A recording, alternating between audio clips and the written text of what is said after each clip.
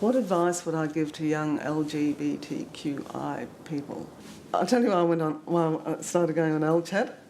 I realised I didn't know anything about celebrities, you know. So I thought, okay, I'll choose a couple of celebrities and I'll find out who they are. So would you believe it, I chose Kristen Stewart and Cara Delevingne. And during that year that I found out who they were, they came out. I thought, oh, that was a good choice. I think there's a lot of work to be done in our community about ageism. Have you ever been on LChat?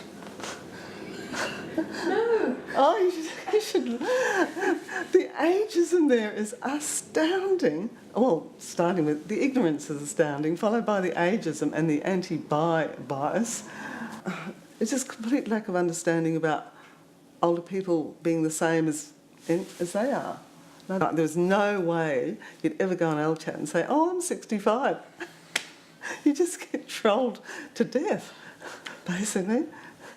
When I was young, society was like homophobia on steroids, and there was no one was out in the public eye. So that meant we had to find our own groups of friends, and actually the friends that I have from late teens, early 20s, we're still all good friends. A number of my friends have said that it was actually being involved in politics that saved their lives. I think particularly for if you're gay or anywhere on that alphabet spectrum, that things are better now than they were when I was young, obviously. I mean, I think there's always been a tendency with, particularly amongst in the gay male community, because of the focus on the body. And I mean, when you're young, obviously there is. I mean, 10 years of having MS, I don't care. I'll wear anything.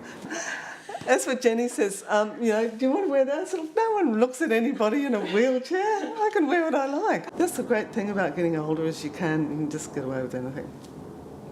Which, when you're younger, you're too self-absorbed and too self-conscious, and it takes, and probably until, I don't know, 40s or 50s, till you realise, actually, everybody else is just as self-conscious. They're not thinking about you, they're thinking about themselves. So I just think, just go out, get involved, get engaged, you know, which every person I know in their 20s or 30s does. And I'm really admiring of what they do. Particularly all the gender work that's being done, I think that's amazing.